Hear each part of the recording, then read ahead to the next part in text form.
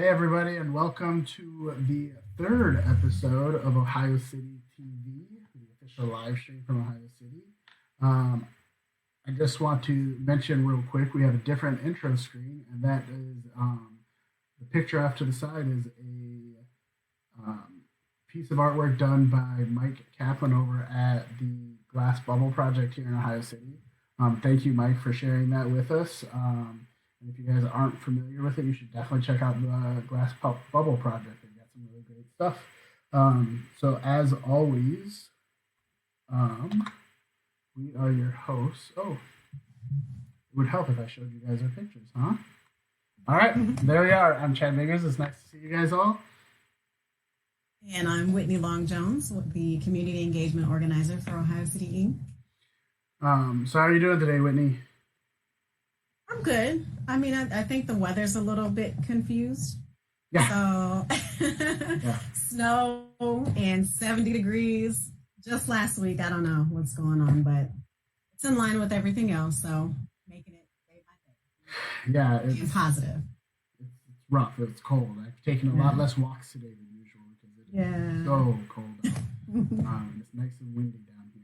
So, all right, so I will say, go ahead. This is good winter camping weather, I gotta say. So if anyone's never been camping in this kind of weather, this is perfect.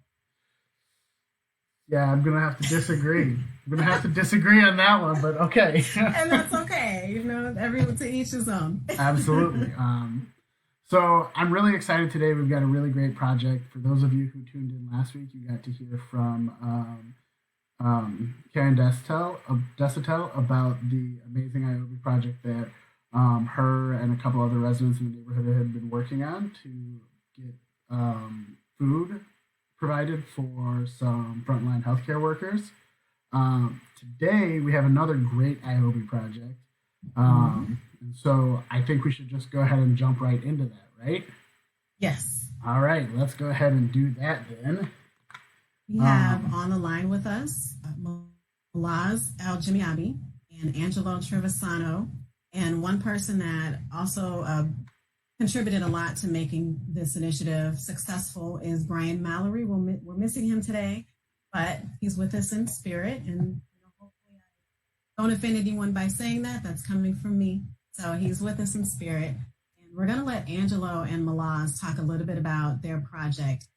Riverview Care Package that was a crowdfunding project through IOB. Hi, Malaz and Angelo. You guys are on now. How are you doing? Good. Hi. So the project that we're here to talk about today is the Riverview Care Package Project. You guys just want to jump in and kind of describe the project and what it is that you guys did? Sure. Well, first of all, we hope everyone is staying safe and well and healthy during this time. We basically wanted to say hi to our neighbors at Riverview Towers and let them know that they are in our thought and that we truly care about them and we appreciate having them in as part of our community. So we put together a package based on the needs that we received from the residents.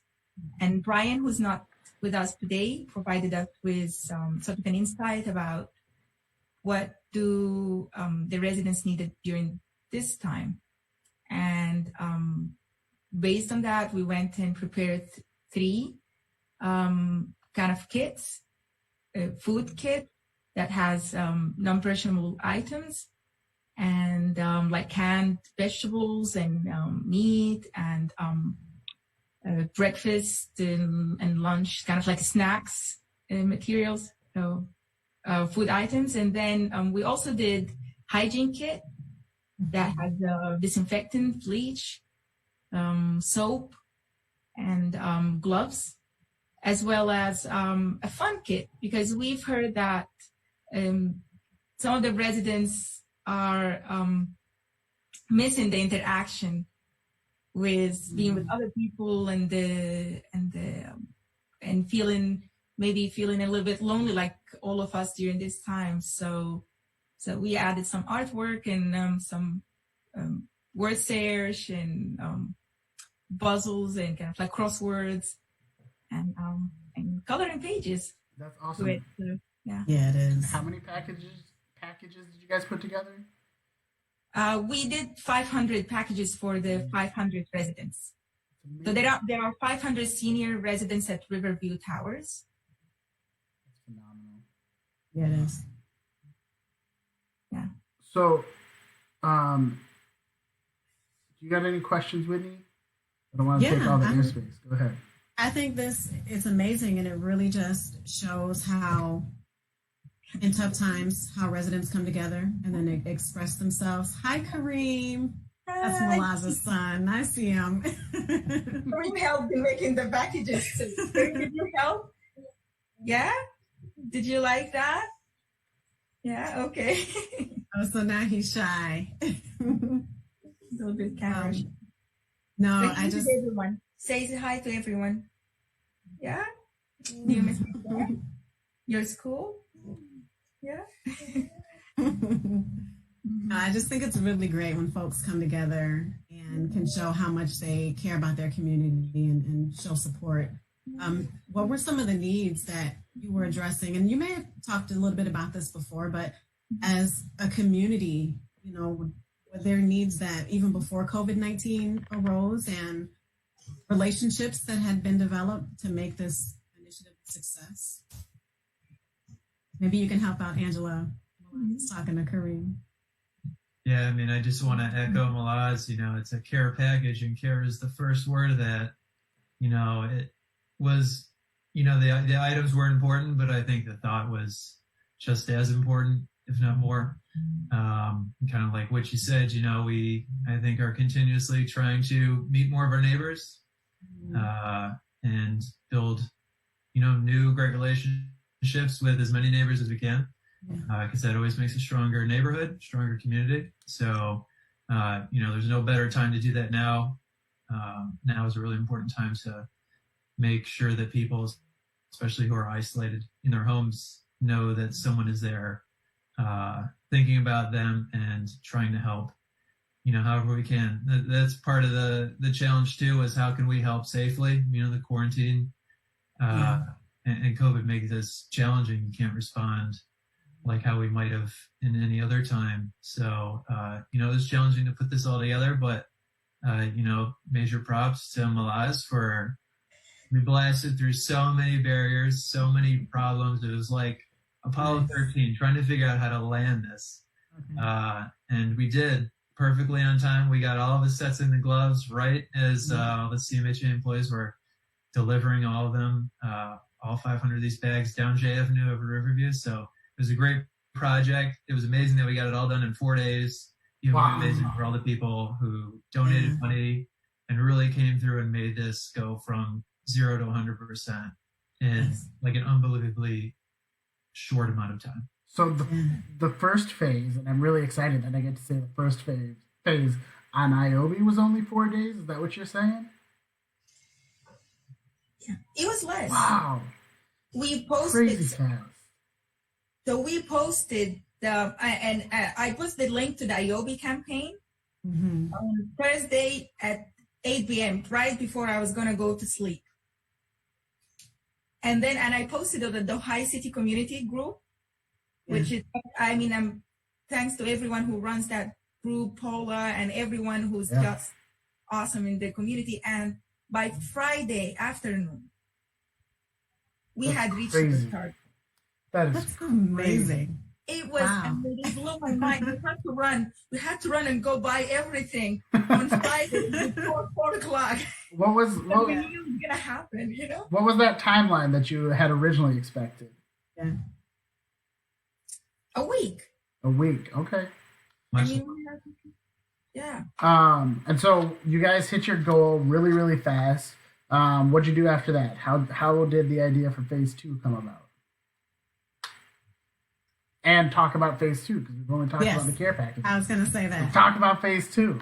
Well, I mean, thanks to everyone who donated. We know this is a very hard time for everyone, so we're really appreciative of everyone who gave some of the like time and even just encouraging words, but also their money during this time. So people kept donating to us, and as even the campaign itself, like even the care package, the initial one we had, as people kept giving money in, we kept taking that money and buying more food and more things, and people kept even continue to do that. So so we decided we also want to do the phase 2, which is provide masks, fabric reusable masks. So when people, either when the city prepared to reopen, the resident can feel safe going out.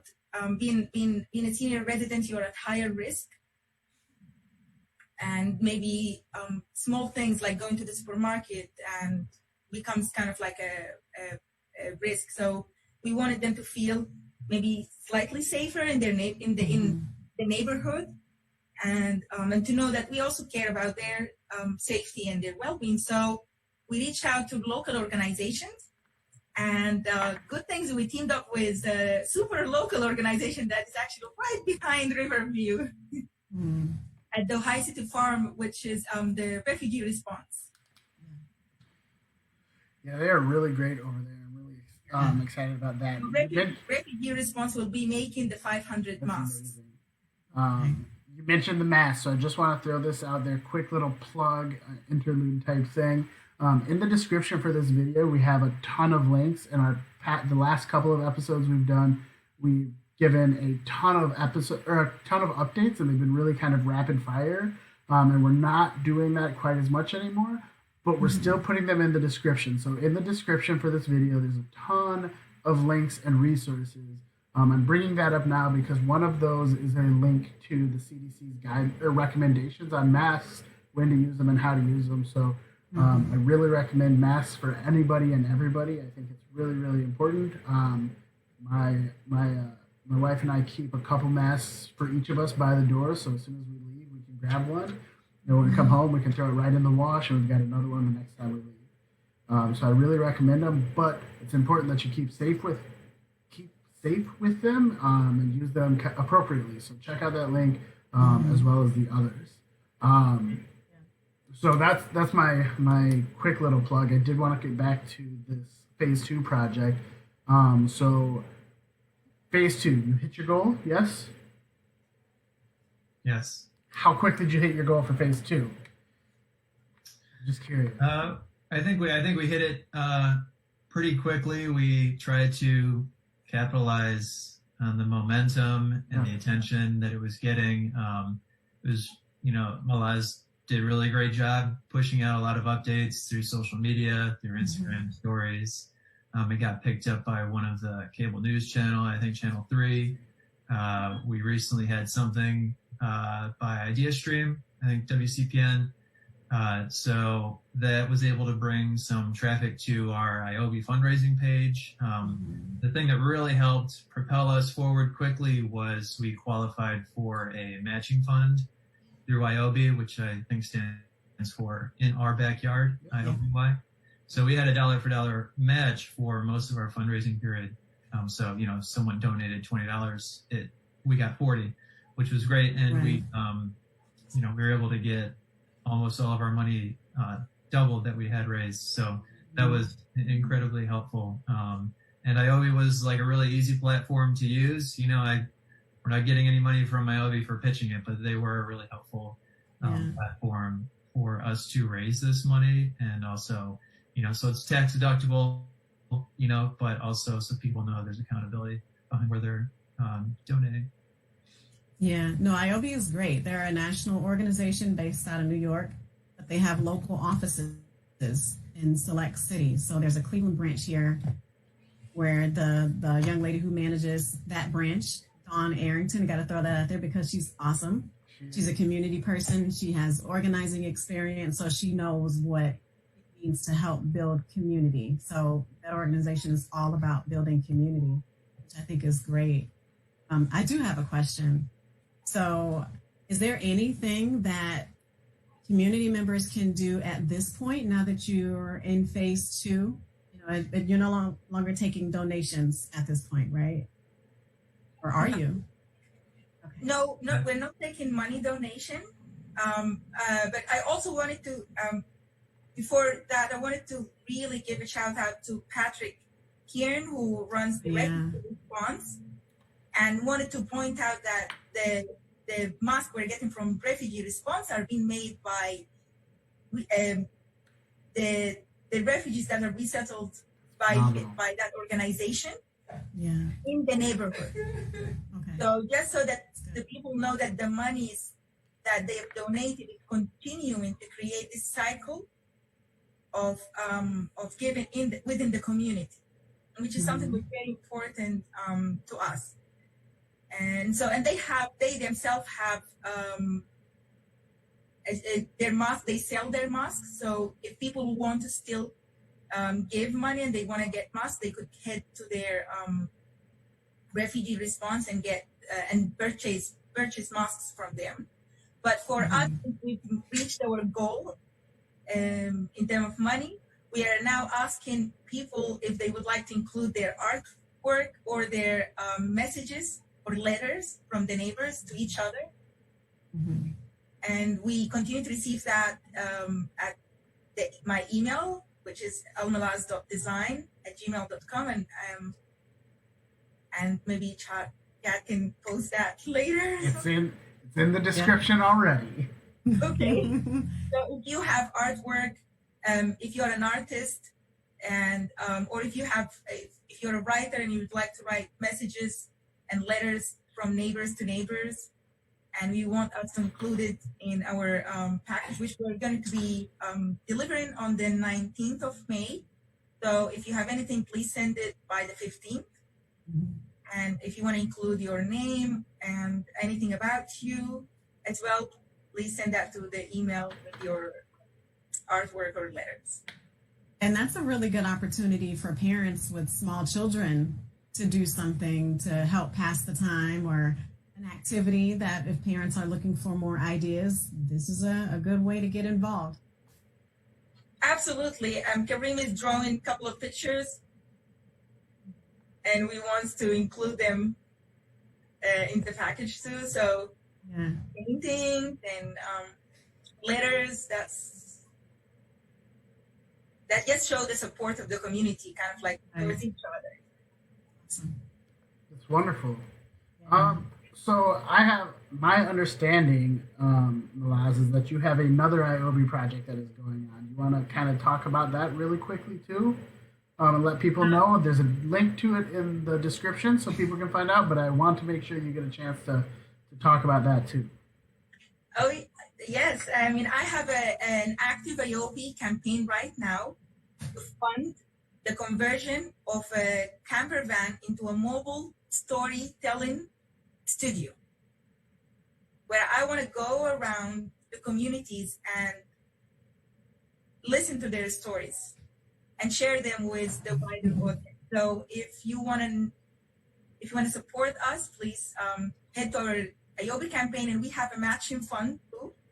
So your money is doubled in our donation, and wait to hear more about our stories. That's awesome. I think it kind of speaks a little bit about IOB too, the fact that you're already starting to have another campaign going. That's great. Is there any last mentions, any special mentions you guys have regarding the project, or anything that you didn't get a chance to say about the project?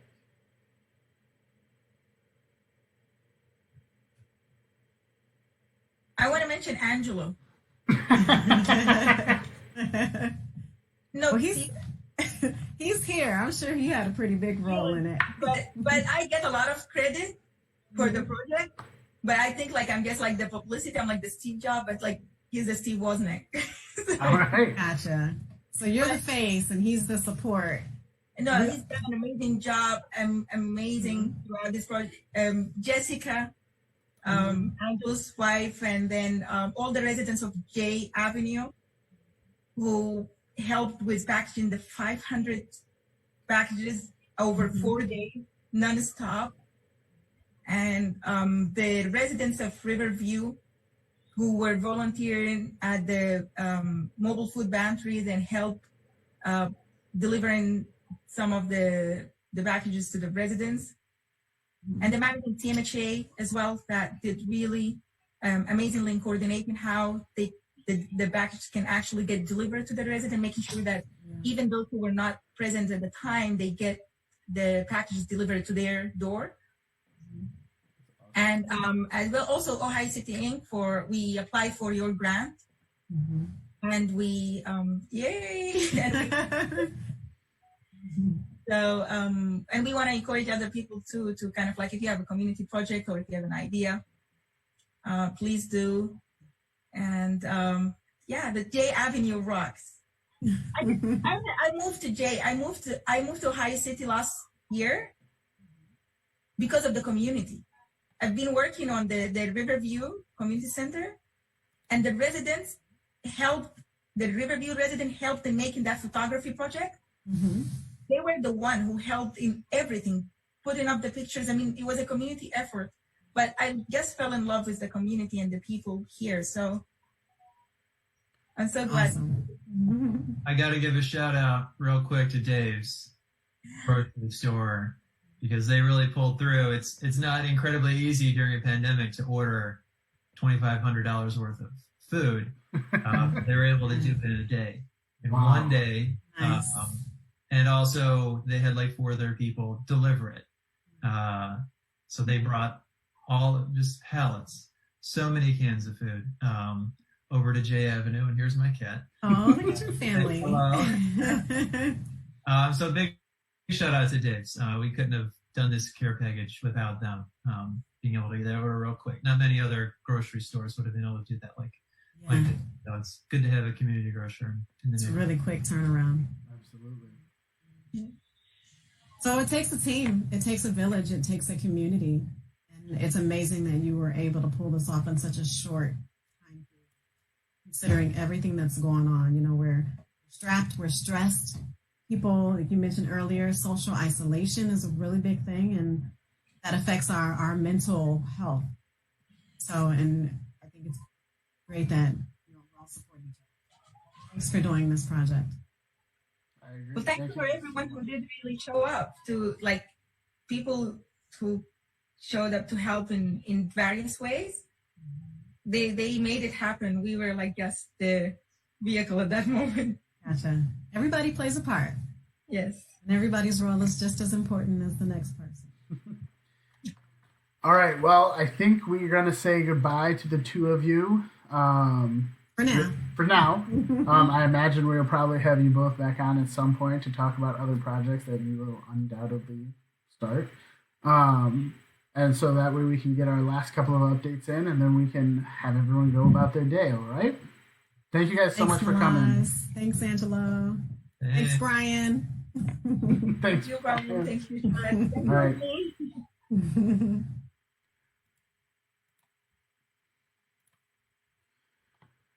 All right, Whitney. So it's just the two of us again. Let me try. Yep. Okay. Just the two of us. So I think we only have a couple of updates left. Malaz mentioned something really, really important that I wanted to give you a chance to talk about, which is not on our updates. Surprise! And that's the small grants program. You want to go ahead and just kind of plug that real fast? That's funny you say that, because I was going to plug that in anyway, but I'm glad Malaz did it. So now it's not a shameless plug. It's just a plug. There you go. So no, we have a small grants program, and we've converted our small grant program to address the needs of the community during COVID-19. So we have a rapid response opportunity to apply for up to $250 to conduct a project among your residents, among the small businesses in the community that, again, are helping to build community, also addressing some of the needs of folks who may have limited access to whatever it is, addressing the digital divide, for example, and providing resources to folks who have mobility issues, as another example. So you can send those applications to me or ask questions. My email is wlongjones@ohiocity.org. Chad will have that up at the end of this post. And you can go online and also apply, and I'll see that application come through at www.ohiocity.org/grants. Wonderful. And like Whitney said, the small grants information is actually in the description, so don't forget to check that out. And then we got one more thing. Go for it. Just while we have folks' attention, the grants are due every Friday in the month of May. You have until 11:59 p.m., so the entire day on Friday. Wonderful. That is wonderful. All right. So what we've got up on the screen are the last three big updates we really want to talk to you guys about. The first two are Whitney's projects. So I'm going to go ahead and let her talk about them, starting with the text line. Yep. So we have also, to address the digital divide, if you can share this information with people that you know by texting them this information in case there is no way for them to see this online. We started a text line that provides weekly notifications and updates, and you can get those notifications by texting subscribe to 216-250-1919. And then next up is the registry with Target. Yep. So we are also trying to make sure that we are connecting with our seniors and also any other resident who has difficulty obtaining resources. We started a Target charity registry, and all you're doing is purchasing a gift card that goes into the registry. City Inc. orders items that residents tell us they need specifically that they may have difficulty obtaining from regular household items. So when I think of dishwashing detergent, a dishwashing liquid, laundry detergent, those types of things that may be hard to get in other areas.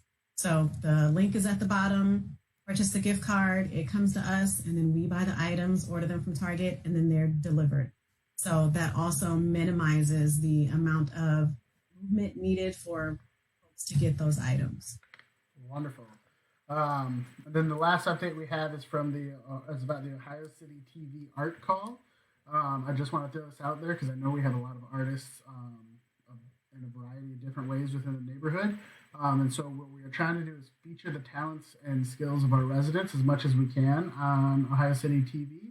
So if you have any sort of artwork, whether it's a photograph, a painting, a digital representation of something, even a poem or some sort of writing, we'd love to share that on the screen, right? I was thinking about that today. Right, because we didn't talk about that. I know. I was thinking about it today. That's a good idea.